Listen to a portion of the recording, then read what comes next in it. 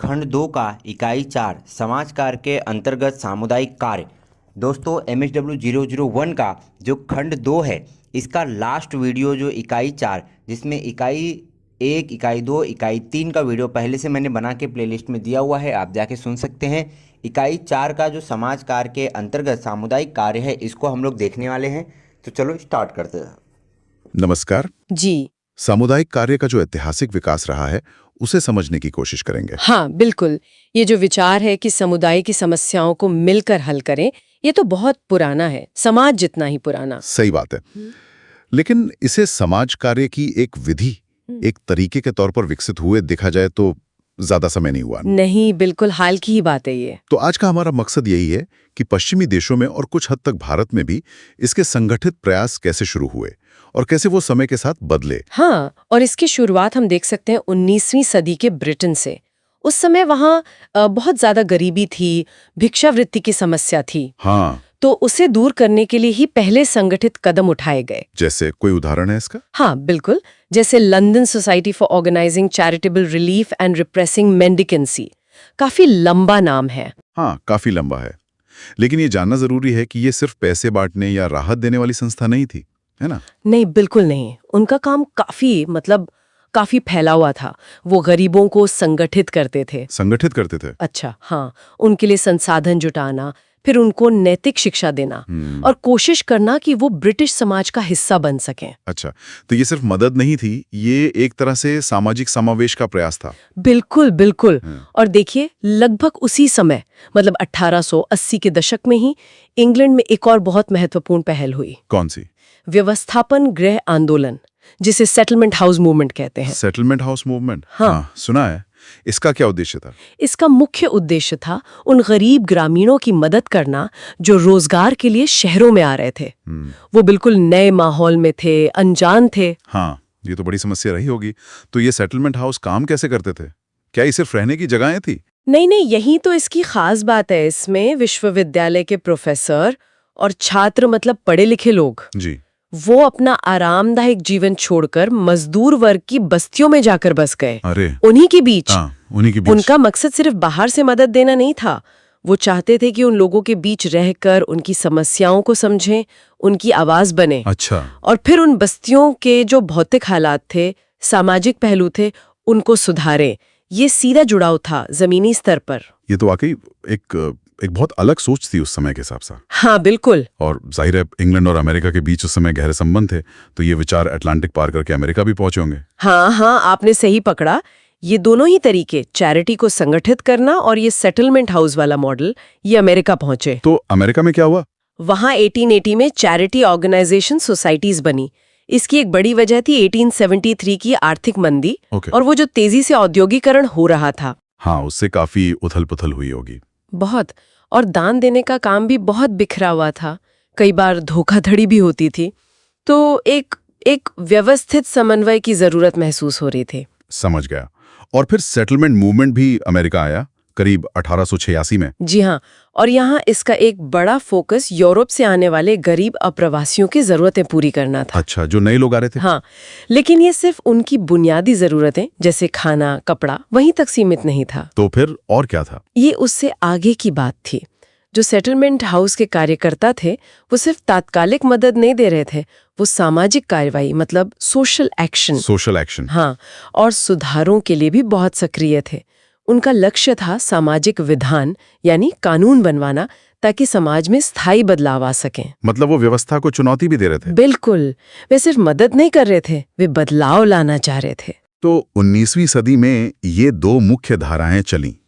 एक समन्वय पर जोर दे रही थी, दूसरी सीधे समुदाय में रहकर बदलाव लाने पर। फिर 20वीं सदी में क्या हुआ? 20वीं सदी की शुरुआत में सामुदायिक परिषदों, कम्युनिटी काउंसिल्स का उदय हुआ। Community councils? हाँ। अब जोर कार्यकुशलता, एफिशिएंसी पर आ गया, विशेषज्ञता, स्पेशलाइजेशन पर, सेवाओं के लिए मानक तय करने पर और विभिन्न संस्थाओं के बीच मिलकर योजना बनाने, मतलब जॉइंट प्लानिंग पर। अच्छा, तो चीजें और व्यवस्थित हो रही थी। हाँ, कह सकते हैं। फिर प्रथम विश्व युद्ध आया और उस दौरान एक और विकास हुआ, वॉर चेस्ट्स बने। वॉर चेस्ट्स ये क्या थे? ये असल में युद्ध के प्रयासों में मदद के लिए एक केंद्रीकृत तरीके से धन इकट्ठा करने और खर्च करने की व्यवस्था थी। अच्छा, सेंट्रलाइज्ड फंडिंग जैसा कुछ। हाँ, बिल्कुल। इससे बड़े पैमाने पर समन्वय और वित्तीय नियंत्रण का महत्व सामने आया। और इसी दौर में पेशेवर सामुदायिक संगठनकर्ता मतलब प्रोफेशनल कम्युनिटी ऑर्गेनाइजर्स भी नियुक्त होने लगे। Professional organizers. लेकिन यहाँ एक दिलचस्प बात है ना, ऐसा कहा जाता है कि इन शुरुआती पेशेवर संगठनकर्ताओं का ध्यान सीधे समुदाय पर कम था। हाँ, ये बात सही है। उनका फोकस ज्यादातर सदस्य संस्थाओं के बीच समन्वय बनाने पर था, न कि सीधे समुदाय या उसके सदस्यों पर। ऐसा क्यों? शायद उस समय ऐसा माना गया कि संस्थाओं के बीच अगर बेहतर तालमेल होगा तो सेवाएं ज्यादा प्रभावी ढंग से पहुंचेंगी। ये फोकस करीब 1950-60 के दशक तक बना रहा। लेकिन इसका एक नतीजा ये भी हुआ होगा कि जमीनी स्तर पर समुदाय से सीधा संपर्क कुछ कम हो गया। हाँ, कुछ हद तक तो हुआ। तो क्या ये समन्वय वाला मॉडल ही आगे चलता रहा? नहीं, कहानी फिर बदली। धीरे धीरे क्या हुआ कि कल्याणकारी कामों की जिम्मेदारी स्वैच्छिक संस्थाओं से हटकर सरकारी विभागों को मिलने लगी। अच्छा, सरकार की भूमिका बढ़ गई। हाँ, इससे सामुदायिक संगठन के काम की रफ्तार थोड़ी धीमी हुई और उसी दौरान समाज कार्य के पेशे में वैयक्तिक कार्य मतलब केस वर्क पर ज्यादा जोर दिया जाने लगा। केस वर्क यानी एक एक व्यक्ति की समस्याओं पर ध्यान देना। जी, एक एक व्यक्ति या परिवार की समस्याओं पर काम करना। जी। तो वो जो सामुदायिक वाला पहलू था वो कुछ पीछे छूट गया। लेकिन ये चक्र फिर घूमा। सुना है कि 1960 के दशक में कुछ ऐसा हुआ जिसने ध्यान वापस समुदायों पर ला दिया। बिल्कुल। उस दशक में अमेरिका में शहरी नवीनीकरण, अर्बन रिन्यूअल के कार्यक्रम चले, गरीबी उन्मूलन के कार्यक्रम चले। हाँ, वॉर ऑन पॉवर्टी वगैरह। जी। इन कार्यक्रमों ने फिर से पेशेवरों का ध्यान पड़ोस और स्थानीय समुदायों की जरूरतों पर केंद्रित किया। प्रत्यक्ष सेवा, डायरेक्ट सर्विस देने का महत्व फिर से समझा गया। तो पेशेवर लोग वापस सीधे समुदाय के साथ काम करने लगे। हाँ, वो वापस सीधे समुदाय के साथ काम करने की ओर मुड़े। तो ये पूरी यात्रा अगर हम देखें, शुरुआत हुई सीधे जरूरतमंदों की मदद और उनके बीच रहने से। हाँ। फिर जोर संस्थाओं के समन्वय और कुशलता पर गया। जी। और फिर वापस ध्यान सीधे समुदाय और प्रत्यक्ष सेवा पर आ गया। एक पूरा चक्र सा लगता है। आर्थिक स्थितियों और बदलती विचारधाराओं के साथ लगातार मतलब विकसित होता रहा है। हाँ।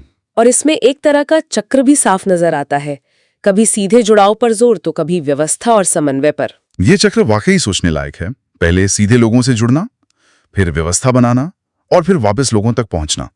आज की दुनिया जो इतनी कनेक्टेड है पर साथ ही कई स्तरों पर बंटी हुई भी है। हाँ, ये विरोधाभास तो है। तो ऐसी दुनिया में सामुदायिक कार्य के इस प्रत्यक्ष बनाम अप्रत्यक्ष दृष्टिकोण का अगला पड़ाव क्या हो सकता है? ये एक विचार करने योग्य प्रश्न है। बिल्कुल। भविष्य क्या रुख लेगा ये देखना दिलचस्प होगा। आप कह सकते हैं जड़ों और इसके विकास पर थोड़ी गहराई से बात करेंगे। हमारे पास एक दस्तावेज है, भारत में सामुदायिक कार्य, विकास और कल्याण। इसी के कुछ हिस्सों पर हम आज नजर डालेंगे। मकसद ये समझना है कि भाई भारत में ये सोच, ये कॉन्सेप्ट कैसे पनपा और इसके पीछे के जो मुख्य सिद्धांत थे वो क्या रहे हैं। और शुरू में ही एक दिलचस्प बात यह है कि 1950s से पहले इस पर कोई खास ध्यान नहीं था, लेकिन फिर अचानक से एक बड़ा सरकारी कार्यक्रम शुरू हुआ। तो चलिए इसी पर बात करते हैं। तो आपने कहा 50 के दशक से पहले ज्यादा तवज्जो नहीं थी, लेकिन फिर ये ग्रामीण इलाकों में एक बड़ा प्रोग्राम आया। उस समय ये सामुदायिक विकास, इसका असल मतलब क्या समझा गया? हाँ, ये जानना जरूरी है। देखिए, इसे एक तरह के आंदोलन जैसा बताया गया है, जिसका मकसद था पूरे समुदाय के लिए, आप कहिए, बेहतर जिंदगी को बढ़ावा देना। और इसमें सबसे जरूरी चीज थी समुदाय की अपनी भागीदारी, उनकी अपनी पहल।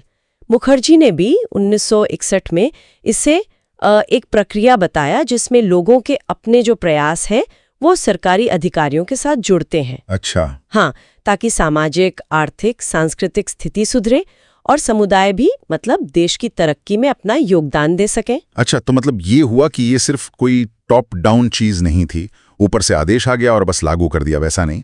जोर क्या स्थानीय पहल को मतलब लोकल इनिशिएटिव को बढ़ावा देने पर था, जैसे शिक्षा या स्वास्थ्य या खेती किसानी? बिल्कुल बिल्कुल। मुख्य जोर इसी बात पर था कि लोग अपनी जरूरतें पहचानें, उन्हें बताएं और फिर जो भी साधन उनके पास हैं, जो रिसोर्सेज हैं, उनका इस्तेमाल करें। एक मूल विचार तो गांव के अंदर ही आत्मनिर्भरता लाने का था। जैसे वो एक लाइन है ना, समस्त वस्तुएं ग्रामीणों को उनके ग्राम में ही उपलब्ध हो। हाँ, सेल्फ सफिशिएंसी। हाँ बिल्कुल, कि समुदाय अपने पैरों पर खड़ा हो। और इस पूरे काम में कौन कौन लोग जुड़े हुए थे? जिक्र है कि ये सिर्फ समाज कार्यकर्ताओं का ही काम नहीं था। नहीं, ये बहुत महत्वपूर्ण बात है। ये असल में एक टीम एफर्ट था, एक सामूहिक प्रयास।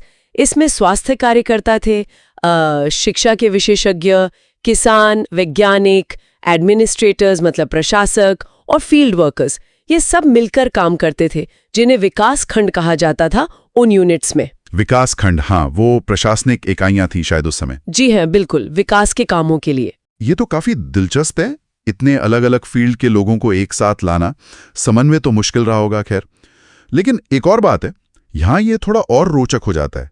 दस्तावेज कहता है कि इसका जो स्वरूप था वो मुख्य रूप से सुधारवादी था, संघर्षवादी नहीं। इसका क्या मतलब हुआ? हाँ, ये एक अहम बिंदु है। इसका मतलब ये है कि जो मुख्य ध्यान था वो धीरे धीरे सुधार लाने पर, कल्याण के कामों पर था। मतलब जो मौजूदा व्यवस्था है, जो सिस्टम है, उसको सीधे तौर पर चुनौती देना या उससे टकराना, वो इसका लक्ष्य नहीं था। अच्छा। हाँ, शायद आजादी के बाद का दौर था तो स्थिरता और धीरे धीरे प्रगति पर ज्यादा जोर रहा होगा। तो यही जो कल्याण उन्मुख नजरिया था, वेलफेयर ओरिएंटेड अप्रोच, वो काफी समय तक हावी रहा। समझ गया, सुधार पर जोर, टकराव पर नहीं। लेकिन क्या ये पहल सिर्फ ग्रामीण भारत तक ही सीमित थी या शहरों में भी इसका कुछ असर दिखा? नहीं, सिर्फ गांव तक ही नहीं। जैसे जैसे शहरीकरण बढ़ा, शहरों की अपनी समस्याएं सामने आने लगीं, गरीबी, झुगी झोंपड़ियां। तो फिर सामाजिक कार्यकर्ता और कई एनजीओस मतलब गैर सरकारी संगठन वो शहरों में भी सक्रिय हुए। हाँ, शहरों की समस्याएं तो अलग होती हैं। बिल्कुल। तो उन्होंने फिर निरक्षरता है या बुनियादी सुविधाओं की कमी है, शोषण है, इन मुद्दों पर काम शुरू किया। यहाँ तक कि स्कूल जैसे जो हमारे पारंपरिक संस्थान हैं, उन्होंने भी बच्चों की समस्याओं को समझने और हल करने के लिए ज्यादा समुदाय आधारित कम्युनिटी बेस्ड तरीके अपनाने शुरू किए। तो ये जो सारी शुरुआती कोशिशें हुई, इनका आज के सामुदायिक कार्य पर क्या असर दिखता है हमें? असर तो दिखता है। आज भी हम देखते हैं कि समाज कार्यकर्ता कई अलग अलग सेक्टर्स में काम कर रहे हैं। अक्सर वो किसी खास भौगोलिक इलाके में होते हैं, किसी खास समुदाय के साथ काम करते हैं और उनके कुछ तय लक्ष्य होते हैं। और जैसा कि जिक्र है, काम करने का ये तरीका आज भी काफी हद तक उसी कल्याण उन्मुख ढांचे में ही चलता है। मतलब सुधार और मदद पर ज्यादा जोर रहता है, जो शुरुआती दिनों में बना था। तो कुल मिला के इस संक्षिप्त सी चर्चा से समझ में आता है कि सामुदायिक कार्य का जो सफर रहा भारत में, वो शुरू में कम ध्यान से शुरू होकर फिर व्यवस्थित सरकारी कार्यक्रमों तक पहुंचा। इसमें स्थानीय भागीदारी पर जोर तो था, लेकिन नजरिया जो था वो काफी हद तक कल्याण और सुधार पर ही केंद्रित रहा। हाँ, और अगर इसे थोड़ी बड़ी तस्वीर में देखें तो ये विकास दिखाता है कि भारत में समय के साथ सामाजिक प्राथमिकताएं कैसे बदलीं, और ये भी कि उन प्राथमिकताओं से निपटने के लिए सरकार ने, समाज ने क्या तरीके अपनाए। ये दिखाता है कि विकास की सोच खुद कैसे विकसित हुई है। और यहीं से मुझे लगता है सोचने के लिए एक जरूरी सवाल भी उठता है। क्या? कि भविष्य में समाज की जो गहरी जटिल समस्याएं हैं, उनको सुलझाने में सामुदायिक कार्य कितना असरदार होगा। और ये शायद इस बात पर निर्भर करेगा कि ये जो सुधारवादी नजरिया है और जो शायद ज्यादा संघर्षवादी या व्यवस्था को सीधे चुनौती देने वाला नजरिया हो सकता है, इनके बीच कैसा संतुलन बनता है। ये संतुलन ही शायद तय करेगा कि आगे ये कितना प्रभावी होगा। सोचने वाली बात आज हम एक बहुत ही दिलचस्प विषय पर बात करने वाले हैं, सामुदायिक संगठन यानी कम्युनिटी ऑर्गेनाइजेशन। जी। हमारे पास इस पर कुछ सामग्री है, अलग अलग विचारकों ने इसे कैसे देखा है वो सब। तो कोशिश रहेगी ये समझने की कि आखिर ये है क्या भला। हाँ, क्योंकि ये शब्द सुनने में जितना सीधा लगता है उतना है नहीं। सही कहा। क्या ये कोई तरीका है जिससे कोई बाहर से मतलब कोई एक्सपर्ट आकर मदद करता है, या फिर ये कुछ ऐसा है जो समुदाय के अंदर से ही अपने आप होता है? यही मुख्य सवाल है, देखते हैं। चलिए तो शुरू करते हैं। जो हमारे पास जानकारी है वो कहती है कि इसकी कोई एक बिल्कुल साफ परिभाषा देना ना थोड़ा मुश्किल है। हाँ, समय के साथ बहुत सी परिभाषाएं आई हैं। बिल्कुल, लेकिन कुछ बातें लगभग सब में मिलती हैं, जैसे आपसी सहयोग पर जोर देना। हाँ, मिलजुल कर काम करना और जरूरतों को समझना, और फिर उन जरूरतों और जो संसाधन है उनके बीच एक तालमेल, एक संतुलन बनाना। और इसे अक्सर केस वर्क या ग्रुप वर्क से अलग माना जाता है ना? हाँ, क्योंकि इसका फोकस सिर्फ व्यक्ति या छोटे समूह पर नहीं, बल्कि पूरे समुदाय के आपसी रिश्तों पर होता है। जी। तो पहली परिभाषा देखते हैं क्रेमर और स्पेज की। ये लोग इसे एक तरीका मानते हैं जहां कोई पेशेवर, मतलब एक बदलाव लाने वाला एजेंट, हाँ, चेंज एजेंट कहते हैं जिसे, कोई सामाजिक कार्यकर्ता हो सकता है या कोई और एक्सपर्ट। जी। तो ये एजेंट समुदाय की मदद करता है और ये मदद एक पूरी योजना के तहत होती है, मतलब लोकतांत्रिक मूल्यों को ध्यान में रखते हुए, ताकि समुदाय अपनी जो भी खास समस्याएं उनसे निपट सकें। हाँ, और इनके हिसाब से इसमें दो मुख्य चीजें हैं। पहला तो है लोगों से जुड़ना, उन्हें साथ लाना, संगठनात्मक रिश्ते बनाना, वो मानवीय प्रक्रिया वाला हिस्सा। और दूसरा है तकनीकी काम, मतलब समस्या क्या है ये पता करना, उसके कारण समझना, फिर योजना बनाना, रणनीति तय करना और संसाधन जुटाना। तो ये परिभाषा काफी व्यवस्थित लगती है। मतलब इसमें मानवीय पहलू भी है, लोगों के साथ काम करना, और तकनीकी पहलू भी, समस्या का समाधान। हाँ, और दोनों बराबर जरूरी। बिल्कुल। और ये साफ तौर पे एक तरह के भारी हस्तक्षेप या मदद की बात करती है। एक पेशेवर की भूमिका इसमें है। पर क्या हमेशा ऐसा ही होता है? मतलब क्या हमेशा कोई बाहर से आकर ही बताता है कि क्या करना है? अच्छा सवाल है। यहीं पर एमजी रॉस का नजरिया थोड़ा अलग हो जाता है। हाँ, रॉस की परिभाषा। वो क्या कहते हैं? रॉस कहते हैं कि सामुदायिक संगठन एक प्रक्रिया है जिसमें समुदाय खुद, मतलब स्वयं, अपनी जरूरतें या लक्ष्य पहचानता है। अच्छा, खुद पहचानता है। हाँ, फिर उन्हें प्राथमिकता देता है। अपने अंदर वो आत्मविश्वास और इच्छा शक्ति जगाता है कि हाँ, हम ये कर सकते हैं। फिर संसाधन जुटाता है, चाहे वो अंदरूनी हो या बाहरी, और फिर उस पर काम करता है, एक्शन लेता है। और रॉस के लिए शायद सबसे जरूरी बात यह है कि इस पूरी प्रक्रिया से समुदाय में वो जो आपसी सहयोग की भावना है वो बढ़ती है। बिल्कुल। रॉस का जोर समुदाय की अपनी ताकत, अपनी क्षमता निर्माण और सीखने की प्रक्रिया पर है। ये बाहर से मदद लेने से थोड़ा अलग है। तो ये एक तरह से अंदरूनी प्रक्रिया हुई। हाँ, एक लगातार चलने वाली सामाजिक प्रक्रिया जैसी। पर इसमें एक पेच है, सोचने वाली बात है। क्या? जब हम कहते हैं कि समुदाय जरूरतें पहचानता है, तो इसका असल में मतलब क्या है? क्या पूरा का पूरा समुदाय एक दिमाग की तरह सोचता है? हाँ, ये तो है। समुदाय में तो अलग अलग लोग होते हैं, अलग अलग समूह होते हैं। वही तो। कहीं ऐसा तो नहीं कि कुछ प्रभावशाली लोगों की आवाज को ही समुदाय की आवाज मान लिया जाता है। ये विश्लेषण का स्तर क्या है? क्या हम समाज को एक व्यक्ति मान रहे हैं? ये बहुत जरूरी सवाल उठाया आपने। शायद इसी उलझन को गंगराड़े की परिभाषा कुछ हद तक सुलझाती है। हाँ, गंगराड़े 2001, उनका क्या कहना है? वो कहते हैं कि सामुदायिक संगठन एक ऐसी प्रक्रिया है जिससे समुदाय की जो सामाजिक व्यवस्था है उसमें एकता और तालमेल आता है, इंटीग्रेशन और एडेप्टेशन अच्छा, चलती रहती है। मतलब ये एक स्वाभाविक सामाजिक प्रक्रिया है। हाँ, और संगठनकर्ता का काम बस इस चलती हुई प्रक्रिया को थोड़ा सहारा देना, उसे पोषित करना और आगे बढ़ाने में मदद करना है। वो इसे शुरू नहीं करता, बस मदद करता है। तो ये परिभाषा एक तरह से रॉस की अंदरूनी प्रक्रिया और क्रिमसपच की बाहरी मदद के बीच का रास्ता निकालती है। हाँ, ऐसा लगता तो है। ये मानती है कि समाज में तालमेल की प्रक्रिया तो चली रही है, बस एक संगठनकर्ता उसे और बेहतर बना सकता है। और गंगराड़े ये भी मानते हैं कि ये लोकतांत्रिक तरीके से भी हो सकता है और निरंकुश तरीके से भी। हाँ, ये भी एक नुक्ता है। मुख्य बात यह है कि समुदाय की जो जरूरतें हैं और जो उसके पास संसाधन है, उनके बीच एक समायोजन, एक संतुलन बने, चाहे तरीका कोई भी हो।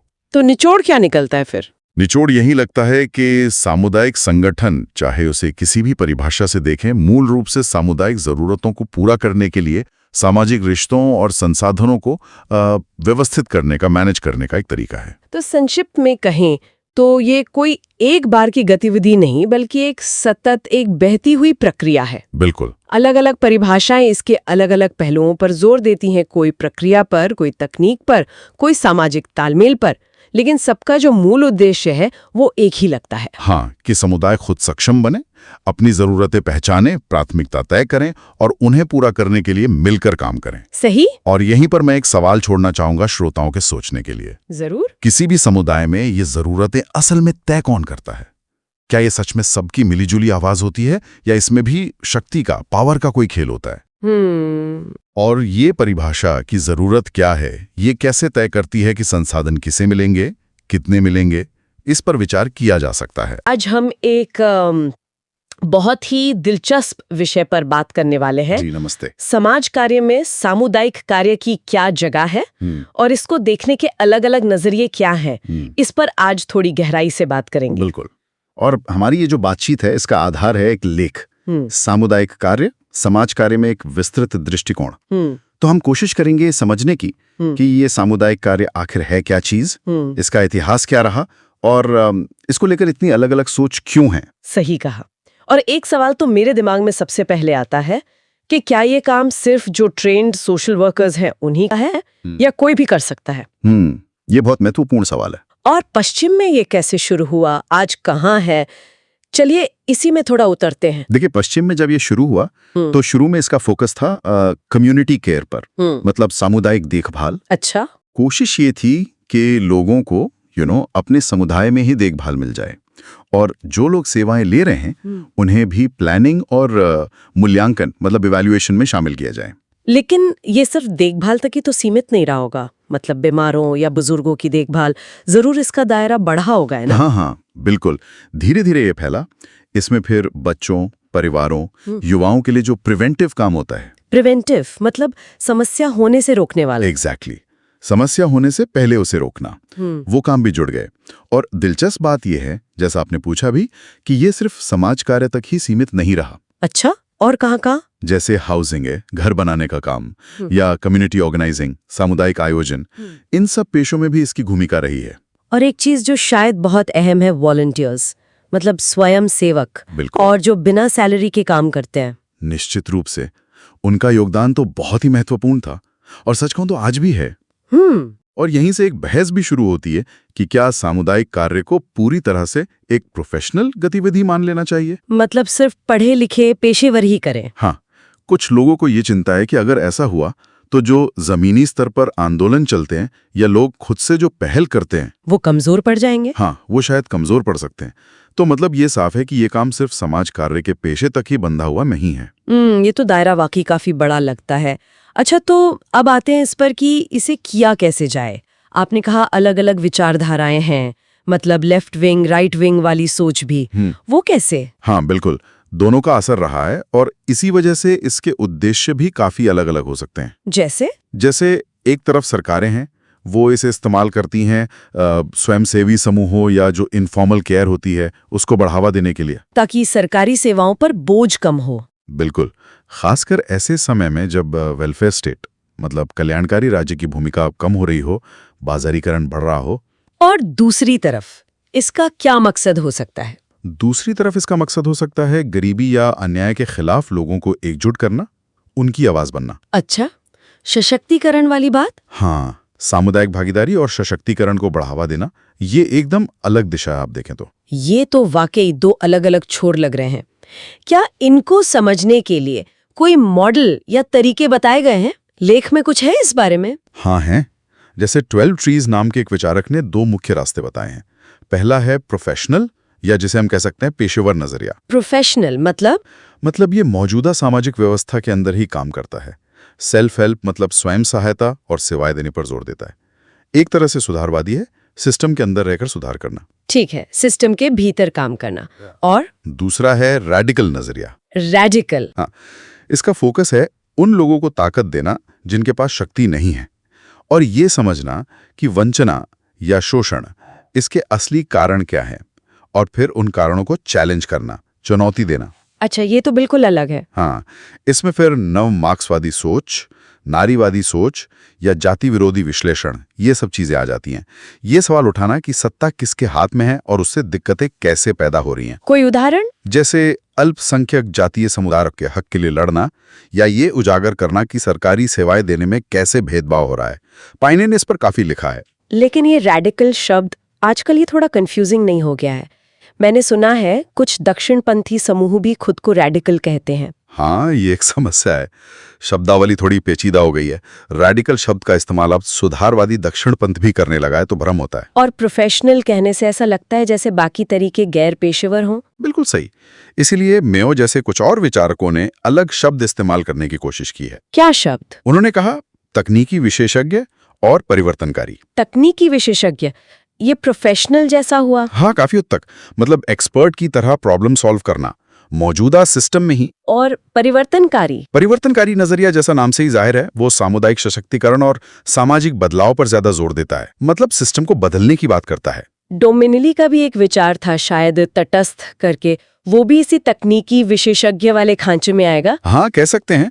उनका मानना था कि व्यवस्था मतलब सिस्टम मोटे तौर पे ठीक है, बस लोगों की या समुदाय की जो अपनी समस्याएं हैं उनको समाज कार्य की प्रक्रियाओं से हल करने की जरूरत है। अच्छा। उन्होंने बिडल का उदाहरण भी दिया था कि कैसे गरीब या पीड़ित लोग खुद पहल करके अपनी जो अंदरूनी बाधाएं हैं उनको दूर कर सकते हैं। मतलब समाधान व्यक्ति या समुदाय के भीतर ही है, सिस्टम पर सवाल नहीं। जी, ये उसी तकनीकी या तटस्थ नजरिए को दिखाता है। तो कुल मिलाकर देखें तो सामुदायिक कार्य एक बहुत ही फैला हुआ क्षेत्र है। कई परतें हैं इसमें, पेशेवर लोग भी हैं, स्वयं सेवक भी हैं। बिल्कुल। और इसे करने के पीछे कई तरह की सोच, कई विचारधाराएं काम कर रही हैं। कुछ सिर्फ समस्याएं सुलझाने पर जोर देती हैं, तो कुछ पूरे सिस्टम को ही बदलने की बात करती हैं। एकदम सही।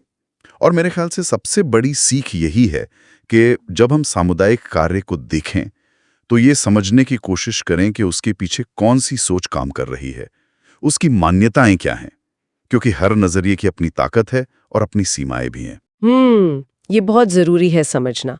और जाते जाते श्रोताओं के लिए एक सवाल छोड़ जाते हैं। सामुदायिक कार्य में अक्सर ये तनाव दिखता है, एक तरफ पेशेवर कुशलता है, दूसरी तरफ सामाजिक सक्रियता मतलब एक्टिविज्म। आज जब समाज इतनी तेजी से बदल रहा है, तो इन दोनों के बीच एक असरदार संतुलन कैसे बनाया जा सकता है, इस पर सोचेगा जरूर। बिल्कुल, सोचने वाला सवाल है। आज हम दो ऐसे शब्दों पर बात करने वाले हैं जो सुनने में बड़े मिलते जुलते से लगते हैं, सामुदायिक विकास यानी कम्युनिटी डेवलपमेंट और सामुदायिक संगठन यानी कम्युनिटी ऑर्गेनाइजेशन। हाँ, अक्सर लगता है कि शायद ये एक ही चीज के दो नाम हैं। बिल्कुल, पर क्या ये वाकई एक है या इनमें कोई गहरा फर्क है? हमारे पास ना सामुदायिक विकास और संगठन, उद्देश्य व विभेद नाम के स्रोत से कुछ अहम जानकारी है। अच्छा। तो आज हम इसी के जरिए इन दोनों अवधारणाओं को थोड़ा गहराई से समझेंगे, देखेंगे कि इनमें क्या समानताएं हैं और क्या मुख्य अंतर है। हाँ, ये बहुत जरूरी है समझना। हमारा इरादा यही है कि इनके बीच की जो बारीक सी लकीर है ना, उसे समझें और ये जानें कि समाज की भलाई के लिए ये असल में काम कैसे करते हैं। बिल्कुल। और देखिए, समझने वाली पहली बात यह है कि दोनों की जो बुनियाद है, जो दार्शनिक आधार है, वो काफी मिलता जुलता है। अच्छा, कैसे? जो स्रोत हमारे पास है वो बताता है कि दोनों का असली मकसद वो एक ही है, आम लोगों की जिंदगी को बेहतर बनाना, मतलब उन्हें सुखी और पूरी तरह से विकसित जीवन जीने में मदद करना। हाँ, और ये इस गहरे भरोसे पर टिका है कि आम लोगों में, हम सब में बहुत काबिलियत होती है और हमें अपनी किस्मत का फैसला खुद करने का हक है, जिसे वो कहते हैं ना सेल्फ डिटर्मिनेशन, आत्मनिर्धारण। बिल्कुल। और दोनों ही इस बात पर जोर देते हैं कि लोग अपनी मदद खुद करें, मतलब स्वयं सेवा, और अपनी जो मुश्किलें हैं उन्हें सुलझाने में खुद आगे आएं। सही कहा। इसमें कार्यकर्ताओं की भूमिका क्या होती है? हाँ, स्रोत ये भी बताता है कि दोनों ही क्षेत्रों में जो काम करने वाले लोग हैं, चाहे वो कम्युनिटी ऑर्गेनाइजर हों या डेवलपमेंट वर्कर, वो एक तरह से एजेंट का काम करते हैं। एजेंट मतलब वो एक मददगार की भूमिका में होते हैं, जो बदलाव लाने में सक्रिय मदद करते हैं, समुदाय को शायद रास्ता दिखाते हैं, प्रेरित करते हैं। अच्छा, तो काफी कुछ मिलता जुलता है। बुनियाद एक है, मकसद एक है, लोगों की क्षमता में विश्वास है। हाँ, बहुत कुछ। लेकिन इतनी सारी मिलती जुलती बातों के बावजूद ये पर्यायवाची नहीं है, मतलब एक ही चीज नहीं है। इनमें बहुत कुछ साझा जरूर है, पर ये अलग अलग अवधारणाएं हैं। ओके, तो फिर वो कौन सी बड़ी बातें हैं जो इन्हें अलग करती हैं? चलिए इस गुत्थी को थोड़ा सुलझाते हैं। पहला बड़ा फर्क शायद इनके दायरे यानी स्कोप का है। हाँ, बिल्कुल सही पकड़ा। सामुदायिक विकास का जो दायरा है वो बहुत फैला हुआ है, व्यापक है। ये जिंदगी के लगभग हर पहलू को छूता है, सामाजिक हो, आर्थिक हो, सांस्कृतिक हो। और ये गांव और शहर दोनों जगह लागू होता है। हाँ, बिल्कुल, ग्रामीण और शहरी दोनों क्षेत्रों में। जबकि सामुदायिक संगठन जो है वो मुख्यतः, मतलब ज्यादातर शहरी क्षेत्रों, राज्यों या देश के लेवल पर केंद्रित होता है। अच्छा। उसका काम होता है समाज कल्याण की जो जरूरतें हैं और जो संसाधन उपलब्ध हैं उनके बीच एक तालमेल बिठाना, उनका समायोजन करना। हालांकि ऐसा नहीं है कि ये गांवों में लागू नहीं हो सकता, पर फोकस अक्सर शहरी होता है। समझ गए। और इनकी उत्पत्ति, मतलब ये शुरू कैसे हुए और इनका फोकस, इसमें भी अंतर है शायद? हाँ है। स्रोत बताता है कि सामुदायिक संगठन जो है वो ज़्यादातर शहरीकरण और औद्योगिकरण की देन है। मतलब जैसे जैसे शहर बढ़े, इंडस्ट्रीज लगीं, हाँ। तो नई तरह की समस्याएं सामने आई। खासकर अमेरिका जैसे जो उच्च औद्योगिक समाज हैं, वहाँ ये ज़्यादा पनप्पा। जैसे बढ़ती आबादी से जुड़ी दिक्कतें, परिवारों में समस्याएं, बुजुर्गों की देखभाल, बाल अपराध, बेरोजगारी, सामाजिक सुरक्षा, इन सब चीज़ों से निपटने के लिए सामुदायिक संगठन की जरूरत महसूस हुई। अच्छा। और सामुदायिक विकास? दूसरी तरफ सामुदायिक विकास का ध्यान खासकर जो अल्प विकसित देश हैं, वहाँ ज्यादातर लोगों की जो बुनियादी जरूरतें हैं, रोटी, कपड़ा, मकान, उन पर रहा है। मतलब बेसिक नीड्स पर। हाँ बिल्कुल। उन जरूरतों को पूरा करने के लिए लोगों को प्रेरित करना, उन्हें हिम्मत बंधाना और उनके नजरिए में, उनके सोचने के तरीके में बदलाव लाना, इस पर ज्यादा जोर रहा है। एक और अंतर शायद प्रवर्तक का है, मतलब इन्हें शुरू कौन करता है? हाँ, ये भी एक बिंदु है। स्रोत के मुताबिक अमेरिका जैसे देशों में सामुदायिक संगठन अक्सर स्वैच्छिक होता है। मतलब लोग अपनी मर्जी से वॉलंटरीली इसे शुरू करते हैं या चलाते हैं। ओके। जबकि कम विकसित देशों में सामुदायिक विकास का काम अक्सर शासन द्वारा, मतलब सरकार द्वारा प्रवर्तित होता है।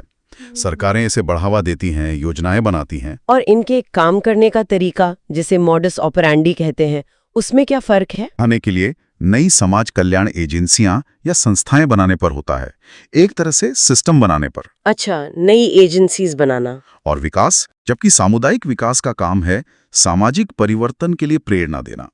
ये उन समाजों में जहां पारंपरिक सोच या रीति रिवाज बहुत मजबूत हैं, वहां बदलाव का एक शक्तिशाली साधन बन सकता है। लोगों को सोचने के नए तरीके देना। ये दिलचस्प है। एक सिस्टम बना रहा है, दूसरा सोच बदल रहा है। हाँ, कुछ हद तक। और आखिर में एक बहुत अहम फर्क है उनके अभिविन्यास यानी ओरिएंटेशन का। उनका झुकाव किस तरफ है? झुकाव मतलब सामुदायिक संगठन ज्यादातर प्रक्रियापरक, प्रोसेस ओरिएंटेड होता है। यानी काम कैसे हो रहा है, लोग कैसे जुड़ रहे हैं, प्रक्रिया क्या अपनाई जा रही है, ये चीजें ज्यादा जरूरी मानी जाती हैं। ओके, प्रक्रिया पर जोर। हाँ, वहीं सामुदायिक विकास, जैसा कि स्टडी में भारत के हवाले से भी कहा गया है, कई बार लक्ष्य परक, टारगेट ओरिएंटेड हो जाता है। लक्ष्य परक यानी टारगेट पर फोकस। हाँ, मतलब एक तय समय में टारगेट पूरा करने पर इतना जोर होता है कि कभी-कभी प्रक्रिया और उसमें लोगों की भागीदारी, उसकी थोड़ी उपेक्षा हो जाती है। बस टारगेट पूरा करना है। अच्छा। जैसे अगर लक्ष्य है कि 1 साल में 100 शौचालय बनाने हैं, तो बस वो गिनती पूरी करने पर ध्यान रह जाता है। भले ही लोग उन्हें इस्तेमाल करना सीखें या ना सीखें, या उस प्रक्रिया में शामिल हों या ना हो। बिल्कुल सही उदाहरण दिया आपने।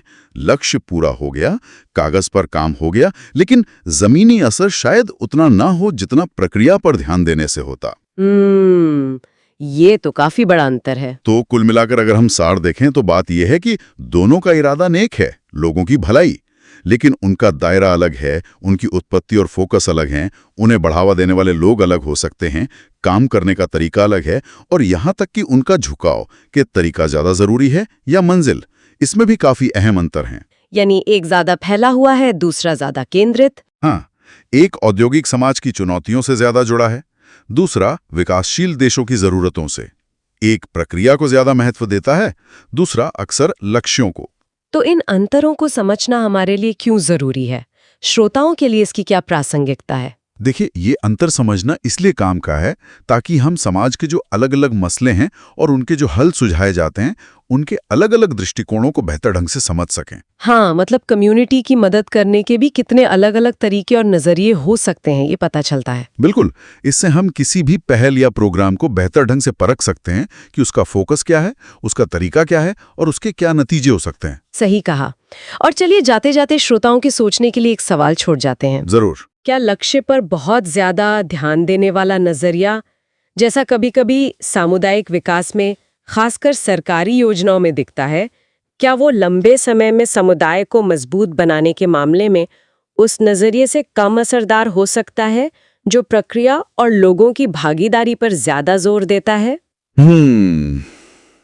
ये एक बहुत ही महत्वपूर्ण सवाल है सोचने के लिए। इस पर सोचिएगा जरूर।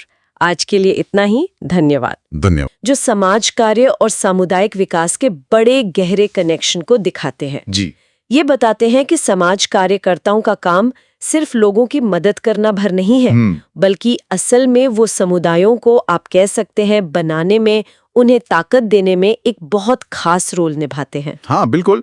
और जैसे चार्ल्स आए स्कॉटलैंड जैसे कुछ एक्सपर्ट्स हैं ना, हाँ, उनका नाम आता है स्रोतों में। उन्होंने खास तौर पे इस बात पे जोर दिया है कि देखिए, समाज कार्यकर्ताओं की जो जिम्मेदारी है वो दूसरे प्रोफेशन से काफी अलग है, खासकर जब हम सामुदायिक विकास की प्रक्रिया को देखते हैं। सही। तो चलिए आज इसी खास भूमिका को थोड़ा और समझते हैं इन स्टडीज के जरिए। क्या कहती हैं स्टडीज? देखिए, एक जो बहुत अहम बात सामने आती है वो ये है कि समाज कार्यकर्ताओं में ना लोगों के आपसी बर्ताव को, उनकी सोच, उनके जज्बातों को गहराई से समझने की एक खास काबिलियत होती है। अच्छा, मतलब जैसे कि वो ये समझ पाते हैं कि कोई ग्रुप क्यों किसी बदलाव को रोक रहा है, या किसी समुदाय की वो जरूरतें क्या हैं जो शायद ऊपर से दिख नहीं रही। ये सिर्फ प्रॉब्लम को पहचानना नहीं है, बल्कि उसकी जड़ तक जाना है, मतलब क्यों हो रहा है ऐसा। ये तो काफी गहरा विश्लेषण हुआ। और ये दिलचस्प भी है कि स्रोत ये भी कहते हैं कि ये सिर्फ समझने की बात नहीं है, उनमें लोगों को उनकी अपनी छुपी हुई ताकत पहचानने में मदद करने का भी हुनर होता है। बिल्कुल। और फिर उसे इस्तेमाल करके अपने ही तय किए हुए गोल तक पहुंचने के लिए उनको एक तरह से जगाना। हाँ, सही कहा। मतलब ये बाहर से कोई मदद थोपना नहीं हुआ, ये तो अंदर से हिम्मत और रास्ता दिखाना हुआ, है ना? हाँ बिल्कुल। जैसे वो कहते हैं ना, मछली देने के बजाय मछली पकड़ना सिखाना। हाँ, वही। पर यहाँ बात पूरे समुदाय की है, और ये सिर्फ मोटिवेशन नहीं है, ये एक पूरी प्रक्रिया है। प्रक्रिया किस तरह की? इसे कहते हैं सामुदायिक संगठन। ये सोशल वर्क की एक खास टेक्निक है। इसमें लोगों के साथ, ग्रुप्स के साथ मिलकर काम किया जाता है। और स्रोत बताते हैं कि इसमें अहम बात यह है कि कार्यकर्ता खुद लीडर नहीं बनते। अच्छा, तो फिर? वो समुदाय के अंदर से ही लोगों को आगे आने के लिए तैयार करते हैं कि वो खुद नेतृत्व संभालें। इससे लोग अपने और अपने आसपास जो भी साधन है उनका बेस्ट इस्तेमाल करना सीखते हैं। अरे वाह, तो ये तो बिल्कुल जमीनी स्तर पर लीडरशिप तैयार करने जैसा हुआ। जी बिल्कुल। स्रोत कुछ और तकनीकों का भी जिक्र करते हैं, जैसे ग्रुप वर्क या मनोरंजन गतिविधियां। सुनने में तो ये सामान्य लगता है, पर क्या ये वाकई इतना असरदार है, खासकर महिलाओं और युवाओं को जोड़ने में? हाँ, ये काफी असरदार है। इन स्रोतों के मुताबिक ये गतिविधियां सिर्फ लोगों को साथ नहीं लाती, बल्कि उनमें मिलकर काम करने का, अपनी बात रखने का और ग्रुप में फैसले लेने का कॉन्फिडेंस जगाती हैं। आत्मविश्वास। हाँ, और इसी से जुड़ा एक और जरूरी पहलू है प्रशासन का। प्रशासन, वो कैसे? देखिए, समाज कार्यकर्ता सिर्फ लोगों को जोड़ते नहीं हैं, वो कम्युनिटी डेवलपमेंट के कामों के लिए एक सही ढांचा, एक सिस्टम बनाने में भी मदद करते हैं, ताकि योजनाएं ठीक से लागू हों, पैसों का सही इस्तेमाल हो, सब कुछ ट्रांसपेरेंट रहे। और इसमें लोकतांत्रिक मूल्यों का बहुत ध्यान रखा जाता है। अच्छा, यानी नियम, कायदे और पारदर्शिता भी जरूरी है। बहुत जरूरी, तभी विकास टिकाऊ होता है। तो अगर हम इन सब बातों को जोड़ें, सामुदायिक संगठन और सामुदायिक विकास, क्या स्रोत ये कहते हैं कि ये दोनों असल में एक ही सिक्के के दो पहलू जैसे हैं? आप बिल्कुल सही समझी। ये जुड़ाव बहुत ही गहरा है। स्रोत साहब बताते हैं कि दोनों में कई चीजें कॉमन हैं, जैसे पहले फैक्ट्स पता करना, सर्वे करना। हाँ, समझना कि जरूरतें क्या है, ताकत क्या है। बिल्कुल। फिर उस जानकारी के आधार पर विश्लेषण करना, योजना बनाना, फिर लोगों से सलाह मशवरा, सहमति बनाना, प्रोजेक्ट को चलाना, और हाँ, रिकॉर्ड रखना भी।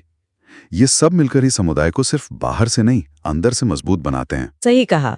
सिर्फ जानना काफी नहीं, उसके आधार पर समुदाय के साथ मिलकर योजना बनाना जरूरी है। एकदम। तो फिर कुल मिला के हम ये कह सकते हैं कि इन स्रोतों से ये बात साफ होती है कि समाज कार्यकर्ता सिर्फ मदद करने वाले नहीं हैं, वे तो सामुदायिक विकास के बहुत कुशल सूत्रधार हैं। हाँ, सूत्रधार शब्द सही है। उनके पास वो खास समझ और हुनर है जिससे वो समुदायों को अंदर से उनकी अपनी शक्ति से सशक्त बनाते हैं। उनका काम काफी बुनियादी है। बिल्कुल। और ये बात हमें सोचने में भी मजबूर करती है ना। हाँ, कैसे? कि जब हम समाज कार्यकर्ताओं के इन खास स्किल्स, उनके काम करने के इन तरीकों को बेहतर समझते हैं, तो फिर शायद सामुदायिक स्तर पर जो भी पहल होती हैं, जो बदलाव लाने की कोशिशें होती हैं, उनको देखने का हमारा नजरिया भी बदल सकता है। हाँ, शायद हम उनकी भूमिका को और गहराई से देख पाएं और सराहें। ये वाकई सोचने वाली बात। ये जो सामुदायिक संगठन है, मतलब जब लोग मिलकर अपनी जरूरतों के लिए काम करते हैं, ये भारत में असल में कैसे होता है? बिल्कुल। और हमारे पास जो जानकारी है वो बताती है कि ये सिर्फ कोई किताबी बात नहीं है। हाँ, जाहिर है। इसका इस्तेमाल समाज कल्याण और विकास के कई कई क्षेत्रों में हो रहा है, मतलब सरकारी लेवल पर भी और जो लोग खुद से संस्थाएं चलाते हैं वो भी। अच्छा, तो शुरुआत अगर सरकारी विभागों से करें, कहते हैं कि वो राष्ट्रीय और राज्य स्तर पर योजना बनाना, पैसा देना और कार्यक्रम लागू करने में इन तरीकों का इस्तेमाल करते हैं। हाँ, करते तो हैं, लेकिन इसमें एक पेच है, वो ये कि योजना अक्सर ऊपर, मतलब दिल्ली या राज्य की राजधानी में बनती है। हाँ, आम लोगों के स्तर से शुरू नहीं होती ज्यादातर। बिल्कुल, वहीं से बन के नीचे आती है। फिर सरकारी विभागों के अलावा ये जो स्वयंसेवी संस्थाएं हैं, वॉलंटरी ऑर्गेनाइजेशंस, उनका भी बहुत बड़ा रोल है। हाँ हाँ। और जैसे जैसे ये संस्थाएं बड़ी होती है ना, तो उनमें तालमेल बैठाना, उन्हें ठीक से चलाना, ये सब जरूरी हो जाता है। जैसे केंद्रीय समाज कल्याण बोर्ड जैसे संस्थाएं हैं, वो मदद करती हैं स्थानीय लोगों को समझने में कि उनकी जरूरतें क्या हैं। लेकिन यहाँ एक मुश्किल भी तो है। मैंने पढ़ा कि अक्सर इन स्वयंसेवी संस्थाओं को पैसा सिर्फ कार्यक्रम चलाने के लिए मिलता है। सही बात है। मतलब योजना बनाने या कोऑर्डिनेशन के लिए नहीं। इसका तो असर पड़ता होगा ना काम पर। जरूर पड़ता है। प्लानिंग और कोऑर्डिनेशन के बिना काम बिखरा बिखरा सा रह जाता है कई बार। अच्छा, अब अगर शहरों की बात करें, खासकर जो मलिन बस्तियां हैं, हाँ। जैसे चेन्नई, मुंबई, कोलकाता, ऐसी जगहों पर एक अलग ही चीज देखने को मिली है। अच्छा। वहां जो प्रोफेशनल सोशल वर्कर्स होते हैं ना, हाँ, उनकी जगह जो युवा जोशीले एक्टिविस्ट हैं, वो ज्यादा असरदार हो रहे हैं। अच्छा, वो कैसे? मतलब उनका तरीका क्या अलग है? फर्क ये है कि ये युवा कार्यकर्ता चीजों को सामाजिक राजनीतिक नजरिए से देखते हैं, मतलब पावर स्ट्रक्चर, राजनीति, इन सब के हिसाब से। ओके। वो लोगों को उनके हक के लिए लड़ने को तैयार करते हैं, उन्हें ऑर्गेनाइज करते हैं, और इस चक्कर में कई बार उनका प्रशासन से, अधिकारियों से टकराव भी होता है। जबकि जो प्रोफेशनल कार्यकर्ता हैं, वो शायद थोड़ा विकास पर ज्यादा फोकस करते हैं। बिल्कुल। वो डेवलपमेंट ओरिएंटेड ज्यादा होते हैं, टकराव से बचते हैं थोड़ा। तो ये नजरिए का एक बड़ा फर्क है। वैसे शहरों में वो नागरिक परिषदें और कम्युनिटी सेंटर वगैरह भी होते हैं, जो पड़ोस के लेवल पर लोगों को जोड़ने की कोशिश करते हैं। सही कहा। और गांव में क्या हो रहा है, ग्रामीण भारत में? देखिए, ग्रामीण भारत में भी ना काफी बदलाव आ रहा है। किसान हैं, भूमिहीन मजदूर हैं, अनुसूचित जाति जनजाति के लोग हैं। हाँ। उनमें अपने अधिकारों को लेकर जागरूकता बहुत बड़ी है। और गांधी जी से प्रेरणा लेके जो काम शुरू हुए थे पहले, उन्होंने एक तरह से जमीन तैयार की थी। हाँ, वो तो है। अब ये सब लोग, ये तबके सरकारी योजनाओं और संसाधनों में अपनी हिस्सेदारी के लिए आवाज उठा रहे हैं, संगठित हो रहे हैं। ये सिर्फ मतलब लोकल डेवलपमेंट या संसाधनों की बात नहीं है ना। हाँ, भारत में तो बड़े बड़े आंदोलन हुए हैं। बिल्कुल। जैसे सती प्रथा खत्म करने का आंदोलन हो या फिर आजादी की लड़ाई, उसमें भी तो लोग इसी तरह साथ आए थे। बिल्कुल सही। वो भी सामुदायिक संगठन के ही बड़े उदाहरण हैं। और अगर आज के दौर में देखें तो सेवा का उदाहरण बहुत अच्छा है। SEWA यानी सेल्फ एम्प्लॉयड विमेन्स एसोसिएशन। हाँ हाँ, सुना है उनके बारे में। उन्होंने न सिर्फ घर में काम करने वाली या छोटा मोटा अपना काम करने वाली महिलाओं को जोड़ा, संगठित किया, बल्कि बाकायदा सर्वे और स्टडीज का इस्तेमाल किया। अच्छा। हाँ, उससे उनकी आर्थिक हालत सुधरी और उनकी बात देश दुनिया तक पहुंची। बहुत प्रभावशाली काम है। वाकई। और एक और संघर्ष का जिक्र है, वो मछुआरा समुदाय का। हाँ, वो भी है। जो बड़ी मशीनीकृत नावें हैं और बड़ी कंपनियां, उनके खिलाफ वो अपने वजूद की लड़ाई लड़ रहे हैं, है ना? बिल्कुल। और इसमें मछुआरा औरतें भी पीछे नहीं है। वो उन फैक्ट्रियों के खिलाफ खड़ी हुई हैं जिनसे उनकी रोजी रोटी पर असर पड़ता है। तो ये दिखाता है कि कैसे जरूरत और संघर्ष भी लोगों को एक साथ लाते हैं। तो कुल मिलाकर देखें तो ये जो सामुदायिक संगठन है, ये भारत में कई शक्लों में, कई रूपों में मौजूद है। सरकारी योजनाओं से लेकर लोगों की अपनी कोशिशों तक, हाँ। शहरों की तंगलियों से लेकर गांव के खेतों तक, और मकसद सबका लगभग एक ही है, लोगों को ताकत देना, उनका विकास करना, और जो संसाधन है उन तक उनकी पहुंच बनाना। हाँ, ये बात भी सच है कि जैसा सोचा जाता है वैसे नतीजे हमेशा नहीं मिलते। कई बार निराशा भी होती है, काम अटक जाते हैं। बिल्कुल। नतीजे हमेशा उम्मीद के मुताबिक नहीं होते। लेकिन जो सबसे अहम बात है शायद, क्या? वो ये है कि इस पूरी प्रक्रिया में, इस कोशिश में लोग अपनी सामूहिक ताकत को पहचानते हैं, उसे महसूस करते हैं। सही कहा। भले ही फौरन कामयाबी ना मिले, पर वो आसानी से हार नहीं मानते। ये जो अनुभव है ना, साथ मिलकर आवाज उठाने का, संघर्ष करने का, ये अपने आप में बहुत कीमती हो जाता है। ये लोगों को उनकी अपनी शक्ति का एहसास कराता है। तो आखिर में ये सवाल बचता है सोचने के लिए, क्या कभी-कभी ये जो प्रक्रिया है, लोगों का साथ आना, कोशिश करना, अपनी बात रखना, ये खुद ही उन तात्कालिक नतीजों से ज़्यादा ज़रूरी हो जाती है, खासकर तब जब मुश्किलें बहुत बड़ी हों और बदलाव गहरे स्तर पर चाहिए। भारत में समाज कार्य, नवाचार और भविष्य से जुड़े कुछ ज़रूरी दस्तावेजों पर गहराई से बात करने वाले हैं। नमस्कार। हम देखेंगे कि भारत में ये जो सोशल वर्क का फील्ड है, ये कैसे बदल रहा है, क्या चुनौतियां हैं और कौन से नए तरीके अपनाए जा रहे हैं, खासकर गांव और बस्तियों में ज़रूरतमंद लोगों तक पहुंचने के लिए।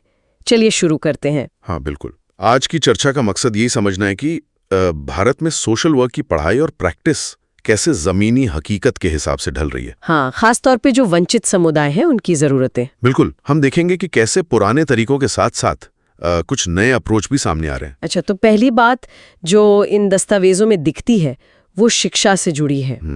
पहले सोशल वर्क की पढ़ाई ज़्यादातर पोस्ट ग्रेजुएट लेवल पर थी, अब ग्रेजुएशन लेवल पर भी है, लेकिन एक बड़ी कमी की तरफ इशारा है। क्या कमी? वो है फील्ड वर्क, मतलब प्रैक्टिकल ट्रेनिंग, उसका कम होना। बिल्कुल। और कई बार तो पढ़ाने वालों के पास भी वो जमीनी अनुभव की कमी होती है। सही कहा। और शायद इसी कमी को देखते हुए दस्तावेजों में एक काफी दिलचस्प सुझाव दिया गया है। अच्छा, वो ये कि मैट्रिक पास युवाओं को ही सीधे कम्युनिटी वर्कर के तौर पर तैयार किया जाए। ओह, मैट्रिक पास। हाँ, इसके फायदे बताए गए हैं कि वो लोकल होते हैं, आसानी से घुल मिल जाते हैं, फ्लेक्सिबल होते हैं और खर्चा भी कम आता है। ये तो है। हाँ, लेकिन इसमें एक चुनौती भी है। वो ये कि क्या समुदाय उनकी कम उम्र पर भरोसा करेगा? हाँ, ये तो सवाल है। और दूसरा, क्या वो खुद बेहतर मौकों की तलाश में समुदाय को छोड़ तो नहीं देंगे? ये तो वाकई एक बड़ा पेंच है। बिल्कुल। मतलब अगर बड़े स्केल पर बदलाव लाना है, हाँ, तो फिर दस्तावेज हजारों की संख्या में प्रोत्साहकों और अभिप्रेरकों की जरूरत पर जोर देते हैं। जो ट्रेडिशनल सोशल वर्क एजुकेशन है, उसमें एक बड़े बदलाव आमूल परिवर्तन की जरूरत बताई गई है। कैसा बदलाव? सुझाव यह है कि पोस्ट ग्रेजुएट पढ़ाई का फोकस अब इस पर हो कि जो अनुभवी फील्ड वर्कर्स हैं उन्हें सुपरविजन, ट्रेनिंग और मैनेजमेंट के लिए तैयार किया जाए। अच्छा, ताकि वो लोग ताकि ये अनुभवी लोग फिर इन हजारों स्थानीय कार्यकर्ताओं को गाइड कर सकें, उन्हें दिशा दे सकें। तभी जो प्रोफेशनल सोशल वर्क है वो सही मायनों में अपनी पहुंच बढ़ा पाएगा। समझ गई। तो मतलब सिर्फ सही लोग ही नहीं, उन तक पहुंचने के सही तरीके भी चाहिए। बिल्कुल। दस्तावेजों में कुछ नए तरीकों का भी जिक्र है ना? जैसे ये चलित दल का दृष्टिकोण क्या है? Mobile team approach. हाँ, मोबाइल टीम अप्रोच। इसमें अलग अलग फील्ड के एक्सपर्ट्स जैसे हेल्थ, एग्रीकल्चर या होम साइंस के जानकार वो एक टीम बनाकर दूर दराज के इलाकों में जाते हैं। अच्छा, एक टीम जाती है पूरी। हाँ। सोचिए जैसे एक चलती फिरती जानकारी और मदद की दुकान। वो वहीं कैंप लगाकर या चौपालों में लोगों को मोटिवेट करते हैं, सिखाते हैं। और इसमें एक कम्युनिटी ऑर्गेनाइजर होता है जो पूरी टीम को कोऑर्डिनेट करता है। ये दिलचस्प है। और एक और तरीका बताया है, लिव इन दृष्टिकोण। ये तो कुछ एंथ्रोपोलॉजिस्ट जैसा सुनने में लग रहा है। हाँ, काफी हद तक वैसा ही है। ये उन समुदायों के लिए जरूरी माना गया है जिनकी अपनी एक खास संस्कृति है, जाति या धार्मिक मान्यताएं हैं और जो परंपराओं से बहुत बंधे हुए हैं। तो उनके बीच रहकर, उन्हीं की तरह जीकर ही उनकी सोच और उनकी जरूरतों को गहराई से समझा जा सकता है। दस्तावेज ये भी मानते हैं कि कई बार लोग समझदार होते हुए भी कुछ चीजों से अनजान या परंपराओं में जकड़े हो सकते हैं। तो ये नजदीकी समझ बहुत जरूरी है। और इस सब में एनजीओज और यूनिवर्सिटीज की भी भूमिका बताई गई है, उनकी एक्सटेंशन सर्विसेज। हाँ बिल्कुल, उनकी एक्सटेंशन सर्विसेज का जिक्र है। ये संगठन दूर के गांवों में प्रोजेक्ट शुरू करने, उनकी प्लानिंग करने, उनका मूल्यांकन करने में मदद करते हैं। अच्छा। और कई बार तो वो खुद ऐसे मॉडल प्रोजेक्ट चलाते हैं जो दूसरों के लिए एक तरह से उदाहरण बन जाते हैं। वो बाहरी मदद और एक्सपर्टीज लाते हैं। और आखिर में कम्युनिकेशन पर भी काफी जोर दिया गया है। हाँ, बहुत ज्यादा। कम्युनिटी वर्कर्स को अपनी बात लोगों तक पहुंचाने के लिए असरदार तरीके इस्तेमाल करने होंगे। जैसे? खासकर कम खर्च वाले तरीके, जैसे पोस्टर हैं, नुक्कड़ नाटक हैं या दूसरी दिखने वाली चीजें, मतलब विजुअल एड्स, इनका इस्तेमाल सीखना होगा और उन्हें लगातार बेहतर भी बनाते रहना होगा। तो कुल मिलाकर अगर इन दस्तावेजों का निचोड़ देखें तो ऐसा लगता है कि भारत में असरदार सामाजिक कार्य के लिए जमीनी जुड़ाव बहुत जरूरी है। बिल्कुल।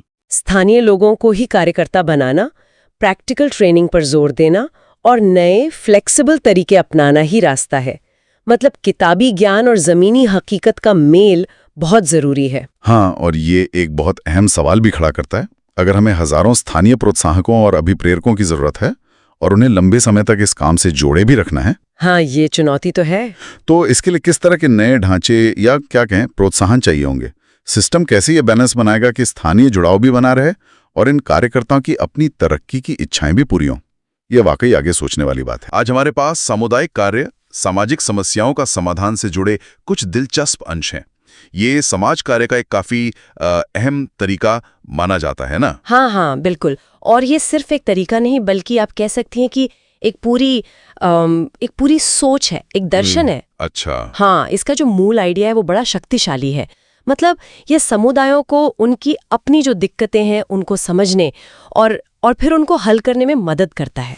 और वो भी कैसे? उनके अपने साधनों का, उनकी अपनी ताकत का इस्तेमाल करके। अच्छा, तो मतलब ये बाहर से मदद थोपने जैसा नहीं है। फोकस इस बात पर है कि समुदाय खुद अंदर से क्या कर सकता है। एकदम सही कहा आपने, बिल्कुल। सोर्स मटेरियल में भी इसे एक तरह की समूह आंतरिक प्रक्रिया कहा गया है। समूह आंतरिक? हाँ, मतलब जो प्रक्रिया समूह के अंदर से चलती है, बदलाव और समाधान वो समुदाय के भीतर से ही आते हैं। बाहर के लोग अगर हैं भी तो वो बस एक सहायक की भूमिका में होते हैं, रास्ता दिखाने वाले जैसे। समझ रहा हूँ। तो लक्ष्य सिर्फ समस्या सुलझाना नहीं है, बल्कि वो पूरा का पूरा समुदाय वो पहले से ज्यादा मजबूत बने, आत्मनिर्भर बने, सदस्यों की जिंदगी बेहतर हो। ये जो समूह आंतरिक प्रक्रिया वाली बात है, ये सुनने में तो बहुत अच्छा लगता है, पर असल में ये होता कैसे? थोड़ा और समझाएंगी? हाँ, जरूर। देखिए, इसका मतलब है कि समुदाय के अपने लोग, उनकी अपनी समझ, उनके आपसी रिश्ते, उनकी जानकारी, इन सब चीजों का इस्तेमाल होता है। अच्छा। मान लीजिए जैसे किसी इलाके में पानी की बहुत किल्लत है, तो सामुदायिक कार्यकर्ता ये नहीं करेगा कि सीधा बाहर से आके बोरवेल खोदना शुरू कर दे। नहीं, पहले वो लोगों से बात करेगा, उनकी सुनेगा, समझेगा कि वो इस समस्या को कैसे देखते हैं, पहले क्या कोशिशें की जा चुकी हैं, पानी बचाने के उनके अपने क्या तरीके हैं, समुदाय में कौन लोग हैं जो इस काम में नेतृत्व कर सकते हैं। समाधान वहीं से, उन्हीं की बातचीत से निकलेगा। हाँ, समझ गया। मतलब स्थानीय ज्ञान और जो संसाधन पहले से मौजूद हैं उनको पहचानना और फिर उनका इस्तेमाल करना। तो ये जो उपलब्ध सामुदायिक संसाधन की बात सोर्स में थी वो यही है। हाँ, बिल्कुल।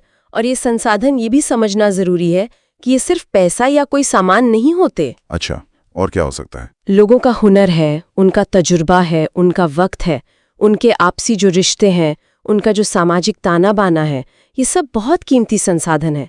कई बार तो समुदाय को खुद भी अंदाजा नहीं होता कि उनके पास कितनी ताकत है, कितने रिसोर्सेज हैं। सामुदायिक कार्य एक तरह से इसी छिपी हुई ताकत को जगाने का, उसको सामने लाने का काम करता है। शायद इसीलिए इसे समाज सेवा के क्षेत्र में एक नवीन प्रहार या एक नई सोच, एक नया अप्रोच कहा गया है। क्योंकि ये सिर्फ मतलब दान या बाहरी सहायता पर निर्भर नहीं है। बिल्कुल।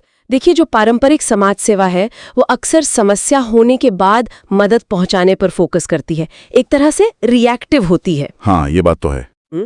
लेकिन सामुदायिक कार्य रोकथाम पर और सशक्तिकरण पर, मतलब एम्पावरमेंट पर ज्यादा जोर देता है।